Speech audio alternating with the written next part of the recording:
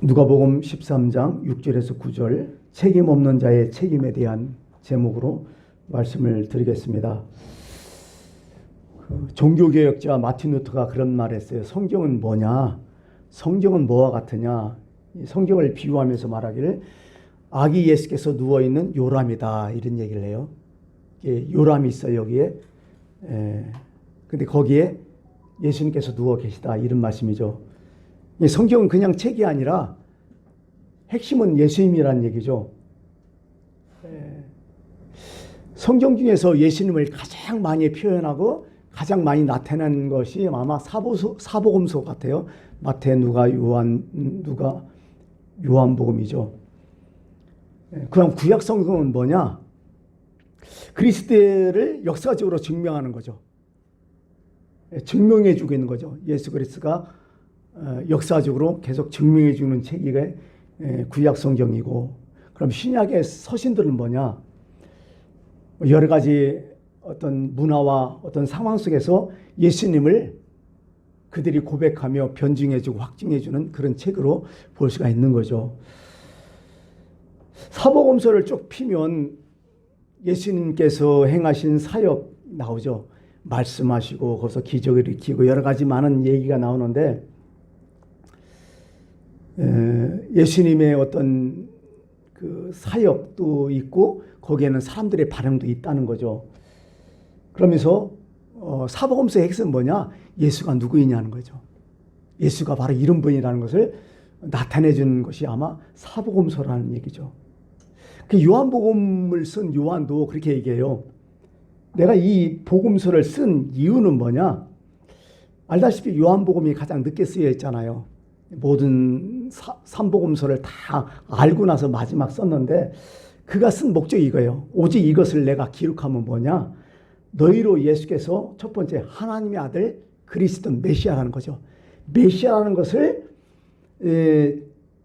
믿게 하고, 또 너희로 또 그분을 믿어서 뭐 한다? 그분을 힘입어서 영생을 받게 하는 목적이 있다.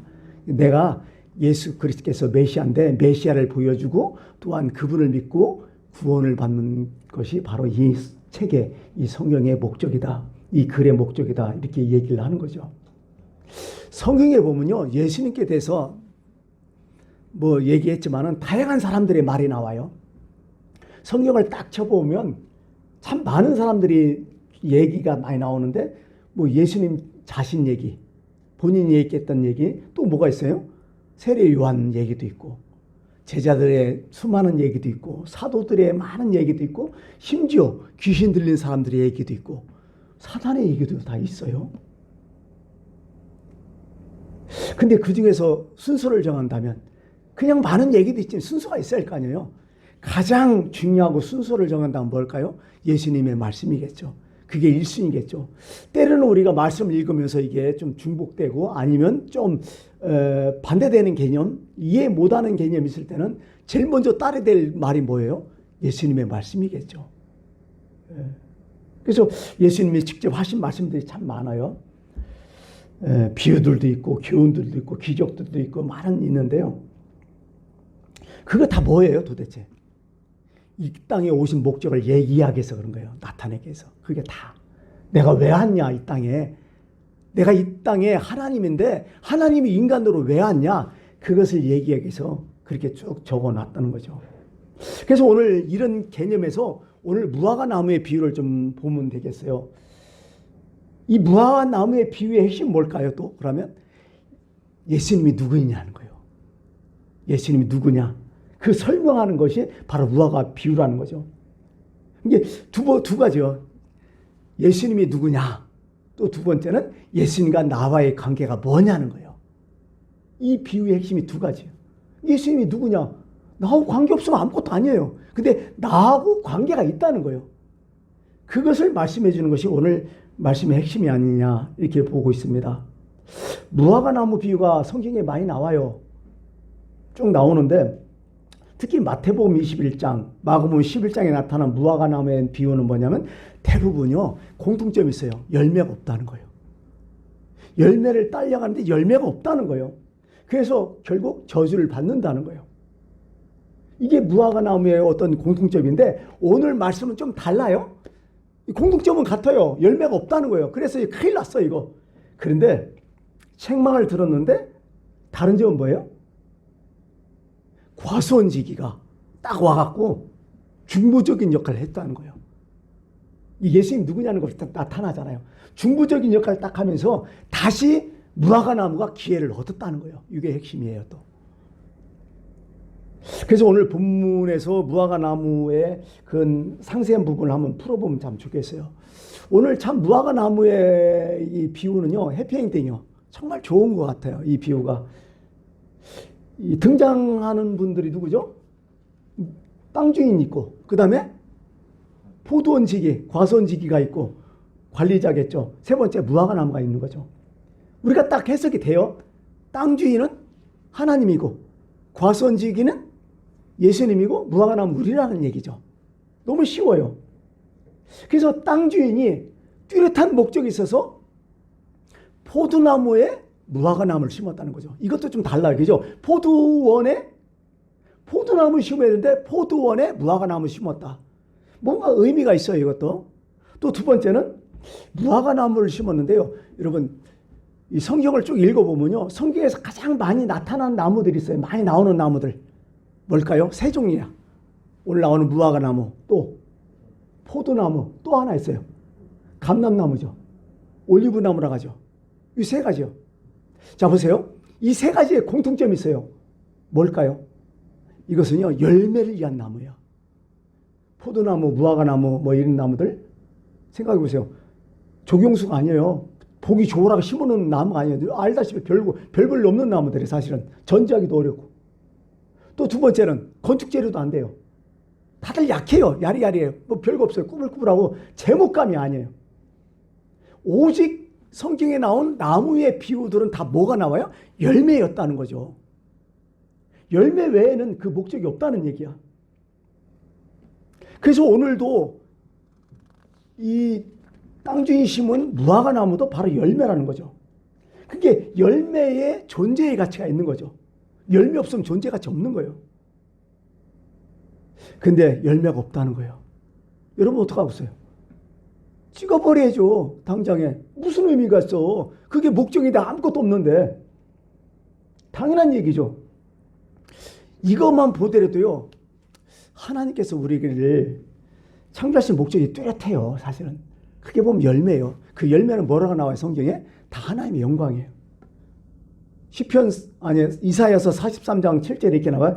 내 이름으로 불려지는 모든 자, 곧 내가 내 영광을 위하여 창조한 자를 오게 하라. 내가 그를 지었고 그를 내가 만들었느니라. 내 영광을 위하여 창조한 자라 나 우리를. 목적이 뭐예요? 그게 열매거든요. 근데 하나님께서 뚜렷하게 이렇게 말씀하셨는데 아무 열매가 없는 거예요. 지 마음대로 사는 거예요. 자기가 자기 영광 때문에 한다는 거예요. 창조자를 모르고 산다는 거예요. 목적에 빗나가. 그게 바로 심판이죠. 존재의 가치가 없어지는 거예요. 그런 거 보면 성경에서 얘기하는 존재의 가치는 뭐예요? 나의 창조자, 나의 구원자는 하나님을 위해서 사는 사람이 진짜 그 사람이 인생의 목적이 있는 사람이라는 거예요. 그 얘기를 분명히 알고요. 내 존재는 목적이 있다. 목적 없는 존재는 존재가 없다. 그런데 그 목적은 뭐냐? 하나님의 영광이다. 그래서 목적대로 움직이는 삶이 가장 잘 사는 삶이라는 거죠. 어떻게 보면 하나님의 심판은 바로 목적대로 살았냐 안 살았냐는 거죠. 여러분 우리 시험 얘기 많이 하잖아요. 심판의 범위가 바로 그거죠. 심판의 범위가 뭐냐? 다른 거 없어요.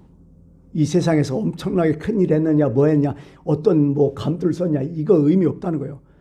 네가 그 장소 그 어떤 것을 네가 뭐 했든지 그 장소 그 자리에서 네 삶에서 하나님의 영광을 나타내느냐 이게 범위라는 거죠. 우리가 시험 볼 때 시험 범위가 있잖아요. 그런 거랑 마찬가지죠. 그건 뭘로 나타나요? 열매로 나타나는 거죠. 이게 심판의 기준이라는 거죠. 그래서 전도서도 그래요. 솔로몬도 그래요. 말년에 마지막 글에 이렇게 나와요. 하나님은 모든 행위와 모든 은밀한 일을 선악간에 심판하시리라. 그러고 전도서가 끝나버려요. 전도서는 뭐야? 인생이 무엇이냐는 거 아니야. 요게 딱 끝나버려요.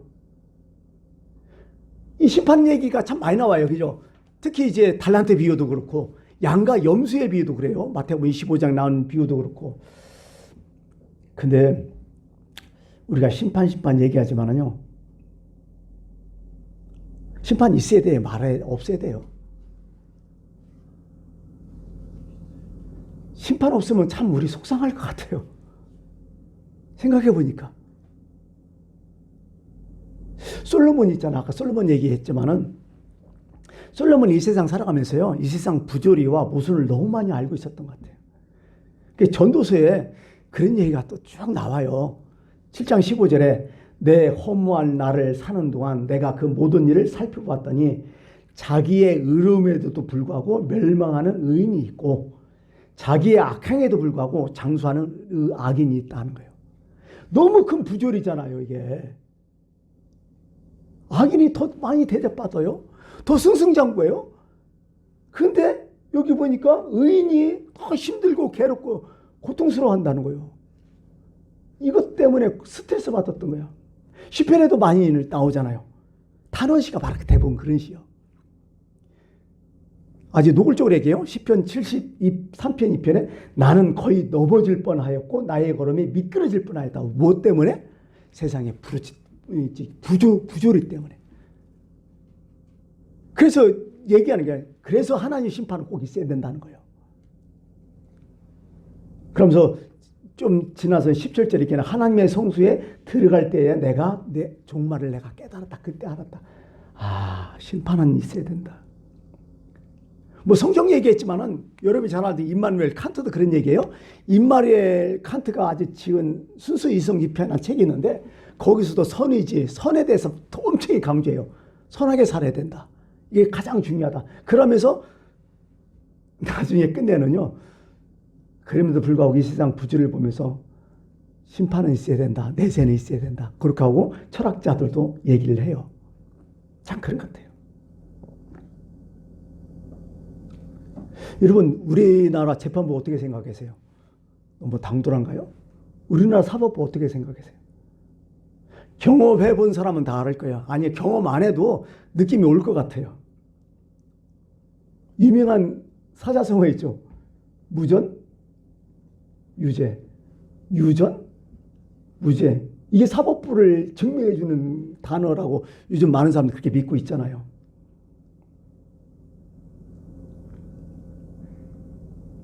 참 그런 것 같아요. 그죠? 힘 있는 사람들은 되게 쉽게 풀려나. 돈 많아도 쉽게 풀려나고. 근데 힘 없고 아무것도 없는 사람들은 아주 힘들어. 이게 현실이라고요. 그래서 이 세상 심판을 믿지 못해요.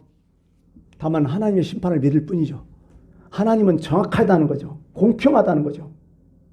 그게 이렇게 얘기해요.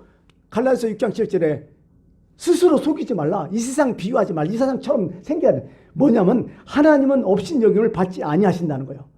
그렇게 눈가리가 아웅하시면 안 된다는 거예요. 그러면서 이렇게 얘기하죠. 사람이 무엇을 심든지 그대로 거리라. 정확하다는 거예요. 하나님 심판은. 그러면서 아주 노골적으로 얘기해요.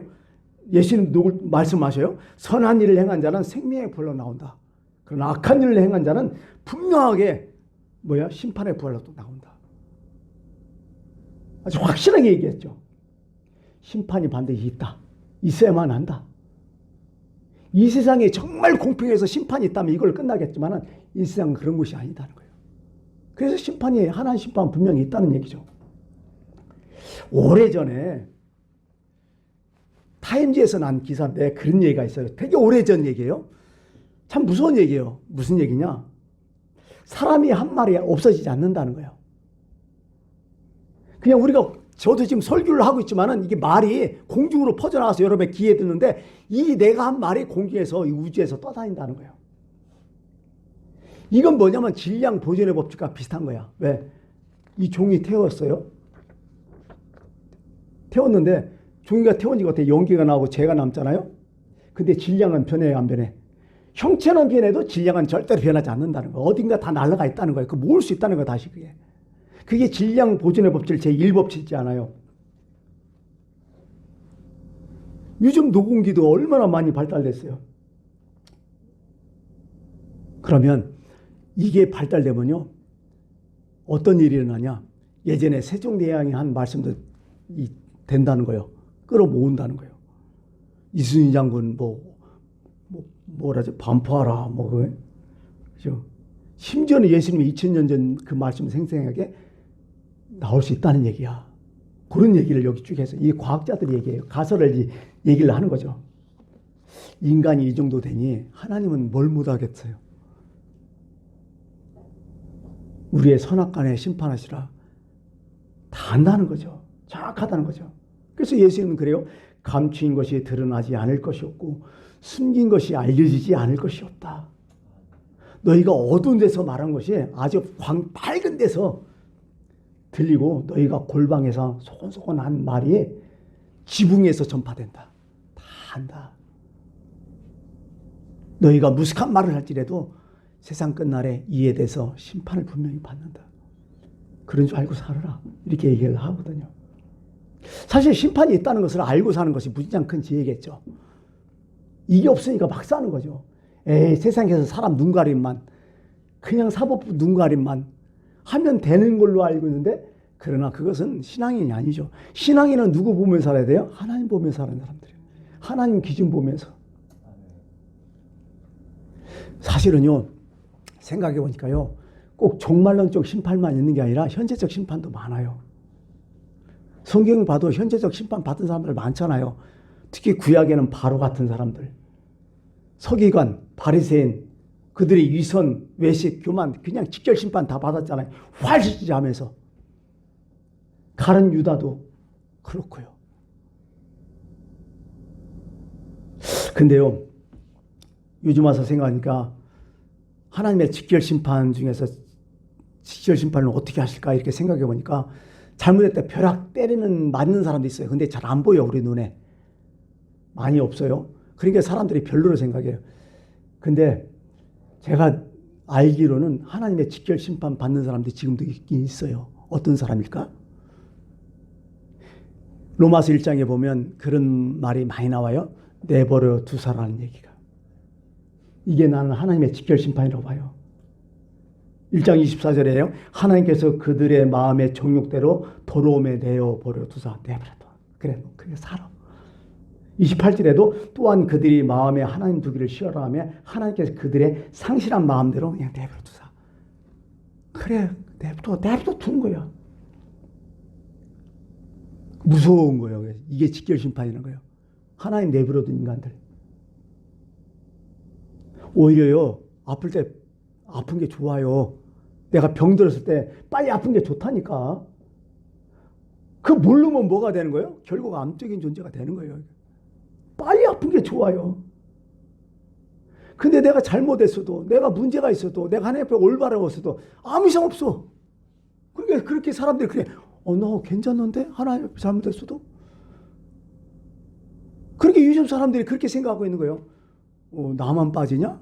아니면 나만 하냐? 뭐 이렇게 해갖고 아무 이상 없잖아 저처럼 이렇게 돼버린 거예요. 내버려 둔 거예요. 무서운 거예요. 진짜 하나님이 사랑하는 사람들은요, 잘못해서 한 대 맞는 사람이 좋다니까요. 왜 나만 갖고 그래요 하는 사람 있잖아요. 그게요, 사랑하는 사람이요. 진짜 자식 중에도요, 포기한 자식은 신경 안 쓴단 말이에요. 진짜 내버려 둬요. 어차피 그래, 그렇게 살다 죽어라. 무서운 거예요. 이건요, 아파야 돼요. 근데 여기 보니까요, 하나님의 참 많이 참으시는 것 같아요. 근데 하나님의 인내와 심판 분명히 있지만 하나님의 인내의 한계가 있다는 거예요. 분명히 성경은. 오늘 본문 말씀이 그걸 얘기하는 거예요. 몇 년 기다렸다 가죠? 3년 기다렸다는 거죠. 오래 기다렸다는 거예요. 그 당시. 열매 없다고 그냥 찍어버리지는 않는다는 하나님. 최소한 하나님은 3년은 삼으신다는 거죠. 여기에 하나님 인내를 발견하는 거죠. 왜 하나님이 이렇게 참으실까요? 그것도 목적이 있어요. 하나님도.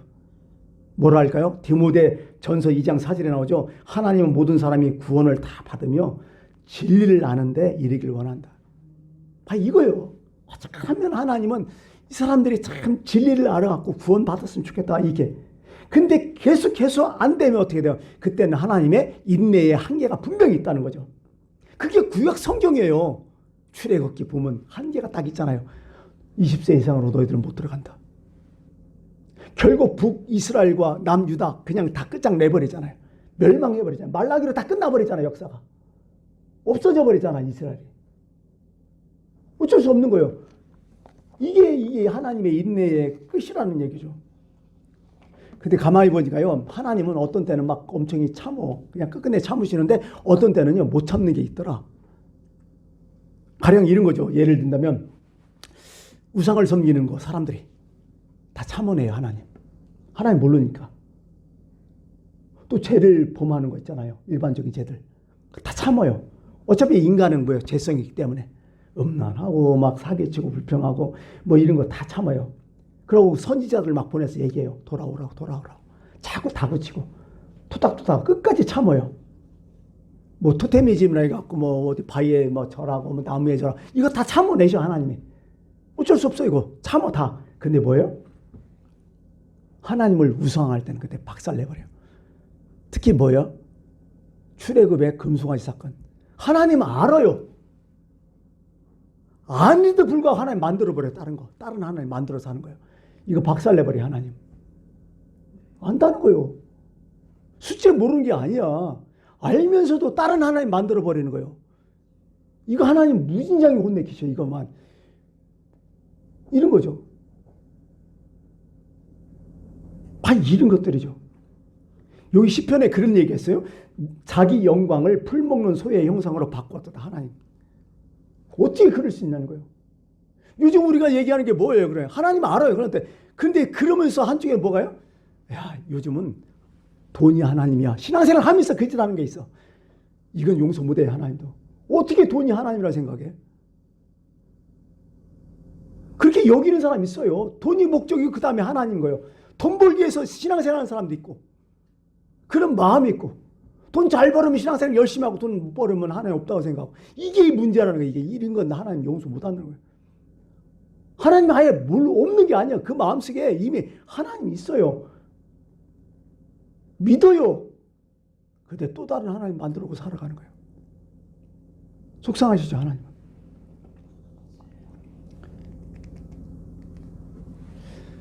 이 십자가라는 게 그래요. 십자가는 딱 두 가지예요. 뭐냐면 십자가라는 것은 하나님의 사랑, 인내의 크기를 얘기해 주는 거예요. 또 한 가지는 뭐예요? 십자가는 또 하나님의 한계를 또 얘기해 주는 거예요. 이게 십자가의 큰 의미예요. 이게. 진짜 우리를 사랑하기를 어떻게 해요? 십자가에 못 박기까지 사랑했어요. 참고 다 해서. 근데 그거를 믿지 않을 때는 엄청난 심판이에요. 무서운 심판을 하시는 거죠. 그게 예수님은요, 우리의 구원자도 되시지만 심판자도 동시에 되는 거예요. 꼭 예수님을 구원자로 생각할 것만 아니에요. 우리의 심판자라는 거죠. 이렇게 얘기하잖아요. 성경에서도 아버지께서 아무도 심판하지 않으시고 심판을 다 아들에게 맡기셨느니라. 그러면서 예수님이 그를 믿는 자는 심판을 받을 것이요 믿지 않은 자는 하나님의 독생의 이를 믿지 않아 벌써 심판을 받았다. 예수님은 구원자와 심판으로 같이 나온다는 거죠. 오늘 그래서 본문에 다시 돌아와서 예수님은 누구냐 정리할 단계가 왔죠. 그 무화과 나무는 지금 심판을 받아요. 열매 없음을 인해서 3년이나 기다려줬기 때문에. 무화과 나무는 아무 이유가 없어. 자기도 알아. 열매 없다는 거. 심판 받아들여야 돼. 그런데 여기에 뭐요? 포도원지기, 과수원지기가 딱 나타나갖고 심판을 막잖아요. 그게 예수님이라는 거예요. 성경은. 예수님은 누구냐? 바로 중보자다. 우리의 심판을 가로막았다. 기회를 주시는 분이다. 이게 바로 예수님이라는 거죠. 여기서 중보적인 그런 간청이 동정이 아니에요. 가만히 보니까요. 이 과언지기는 확신이 있었어요. 한 번만 봐주세요. 이게 아니요. 확신을 갖고 얘기하는 거예요. 어떤 무화과 나무에, 열매 없는 무화과 나무에 대한 진념이 강했어요. 지금 포도원지기는. 오히려 무화과 나무보다 진념이 강해요. 이게 예수님의 마음이거든요. 그러면서 열매 없는 이유가 뭐냐?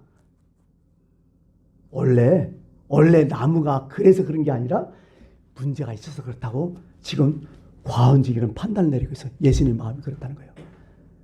예수님께서 우리에게 하시는 말씀이 그거예요. 네가 원래 나쁜 놈은 아니다.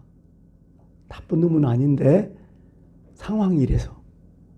아니면 네가 여러 가지 어려움이 있어서 이렇다. 이렇게 이해한 거예요.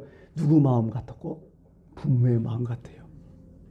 아가페 사랑이 바로 이런 거예요. 나무 자체에 문제 없는데 여러 가지 요인이 있었구나. 이게 예수님 마음이라는 거예요. 이거 많이 나와요. 십자가에 달릴 때 죽잖아요. 지금. 그러면서 예수님께서 한 말씀 하시잖아요.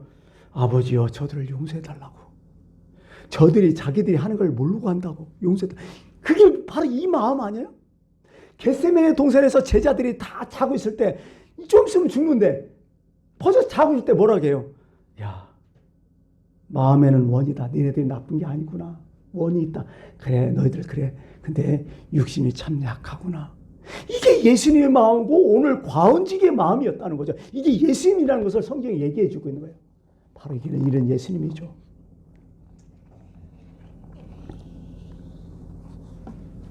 참 우리에게는요. 죄만 있는 게 아니라 허물까지 있다고 성경은 나와요. 죄와 허물은 좀 다른 거예요.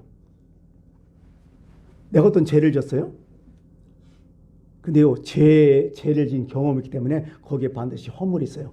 만약에 내가 다쳤다, 그러면 어떻게 돼요? 상처 나잖아요. 교통사고 난 사람 알아요. 한번 교통사고 나섰다고 생각해요. 근데 나중에 나이 먹으면 꼭 거기부터 탈락. 저도 그래요, 지금 허리가. 어디 아프면 거기만 계속 집중 공개가 먼저 탈락하는 거예요. 그게 허물이거든요.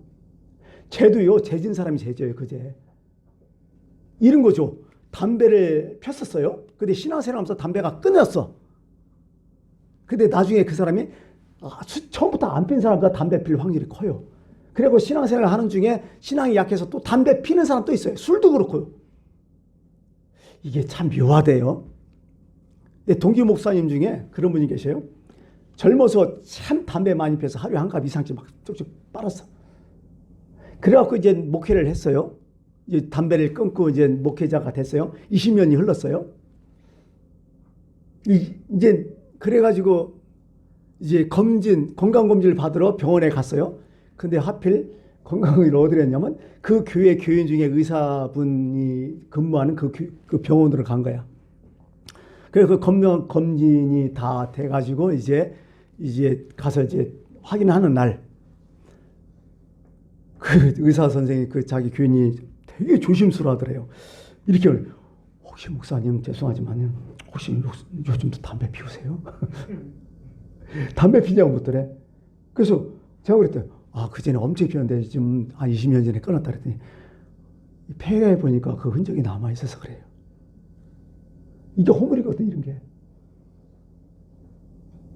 죄는 해결했어요, 과거. 다 해결했어요. 이 법적인 문제예요, 죄는 하나님 앞에서. 이게 다 됐어. 근데 허물, 우리 생활의 약점은 늘 남아있다는 거예요. 근데 예수님은 오늘 얘기해요. 이렇게 얘기해요. 뭐라고 얘기해요? 성경은 허물의 사함을 받고 자신의 죄가 가려진 자는 복이 있다고 허물까지 다 얘기해요. 되게 광범위해요, 우리의 구원이. 꼭 죄만 용서해 주는 게 아니라 앞으로 미래적인 우리의 약한까지 예수님은 보고 계시다는 거예요. 이러니 얼마나 사랑 깊어요. 삭개오 보세요. 삭개오에게 한 말이 있어요. 예수님께서 뭐라고 해요? 그도 아브라함의 자손이라고 딱 얘기해버려요. 삭개오 회개했잖아요. 그 죄 다 용서받았어요. 근데 삭개오가 계속 세리장으로 있으면서 그 짓 하니까 뭐예요? 그렇게 아브라함의 자손을 봐준 거예요. 허물까지 덮어버린 거예요. 아예. 이제 본문으로 다시 돌아서 이제 두 번째.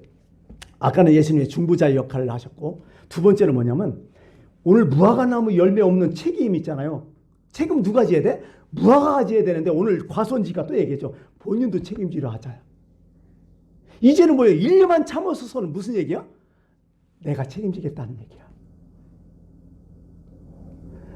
오직 나무에만 잘못 있는 게 아니라 거기에 책임 있는 게 아니라 뭐예요? 내가 책임지겠다는 거예요. 내가 책임지겠다는 거예요. 나무와 같이 책임지겠다는 거예요. 이게 예수님의 마음이라는 거죠. 내가 천국 가고 못 가고 그냥 네가 알아서 해. 이게 아니야. 내가 책임져 주겠다는 거야. 내가 책임져 주겠다는 거. 이거 얼마나 깊은 사랑이야, 이게. 이게 우리 하나님의 마음이라고요. 이게 좀 알고 살아야 돼, 이게. 그냥 신앙생활 하는 게 아니에요, 우리는 지금. 세상에 이런 종교가 어디 있어요? 이런 신이 어디 있어요? 이 성경은 진리잖아요. 바로 이걸 얘기하는 거죠. 열매 없는 책임이 내 책임인 것처럼 그 책임지려는 하는 마음, 그게 예수님의 사랑이거든요. 사도 바울이 그런 얘기예요. 누가 약하면 내가 약하지 아니하며 누가 실축하게 되면 내가 애타지 아니하더냐. 아비의 마음, 책임지려는 마음, 이게 예수님의 마음이래요. 비판하는 거 문제 해결 안 돼요. 심판하는 것도 해결 안 돼. 근데 예수님은 말없이 책임지려고 하잖아요. 그 예수님을 배반한다면, 그 예수님을 외면한다면 진짜 너무 심한 거 아니에요? 에스라 보면 에스라가 그랬어요. 자기 민족 멸망받았잖아요. 완전 나라가 망쳤잖아요. 에스라서 읽어보면 9장 10장 그게 나와요. 민족의 죄, 자기 조상의 죄를 자기 죄인 것처럼 회개하잖아요. 이런 마음, 이게 정말 예수님을 닮은 사람이죠. 여기서 1년을 달라고 얘기하잖아요. 그냥 1년이 아닌 것 같아요. 1년 두고 보자 이게 아니라 내가 1년을 더 수고하겠다는 거예요. 이제는 주도가 어디에 있어요? 나한테 있는 게 아니라 누구한테 있어요? 과언지기에 있어요. 예수님께 있다는 거예요. 어떻게 보면 과언지기에게 주어진 1년이에요. 무화과나무에게 기회가 1년 된 게 아니라 과언지기에게 1년이 주어졌다는 거예요. 성경은. 바로 이 마음이 예수님의 마음이고 하나님의 마음이라는 거. 내가 너를 한번 살려보겠다는 거예요. 지금. 책임 없는 사람이 책임지겠다고 나온 거예요. 지금. 그게 예수님이라는 거예요. 그게 우리의. 그러므로 여러분 이제 말씀을 맺을게요. 어떻게 살아야 돼요? 우리가 도대체. 그냥 그렇게 살아야 되겠어요? 한번 뒤돌아봐요. 여러분 목적대로 살고 있어요? 열매를 지금 맺고 있어요? 열매 없는 세대. 열매 없는 세대를 향해서 과언지기의 마음을 좀 알아줄까요? 오늘 이 말씀의 핵심은 그래요. 우리가 꼭 열매를 맺자 그거보다도요. 사실은 예수님의 마음을 좀 알아줬으면 좋겠다는 게 핵심이에요. 그 마음만 알으면 되거든. 그 열매는 어떤 율법적인 거예요. 그건. 근데 그 마음이 되면 어느 순간에 그렇게 맺어지거든요. 지금도 예수님은 중보적인 역할을 하셔요. 하나님과 우리 사이에서. 내가 책임지겠다고. 내가 한번 해보겠다고. 그런 예수님의 마음에 우리가 우리 예수님을 배반한다면 어떻겠습니까? 오늘 그 의미에서 오늘 말씀을 드린 거예요. 누가 나를 배반하면 싫잖아요. 근데 우리는 너무나 많이 하나님을 배반하고 있어요. 우리 자신을 좀 뒤돌아보고 정말 내가 이렇게 살아도 되는지 생각해보면서 예수님의 사랑을 좀 더 느끼는 여러분들이 되었으면 좋겠습니다. 기도하겠습니다.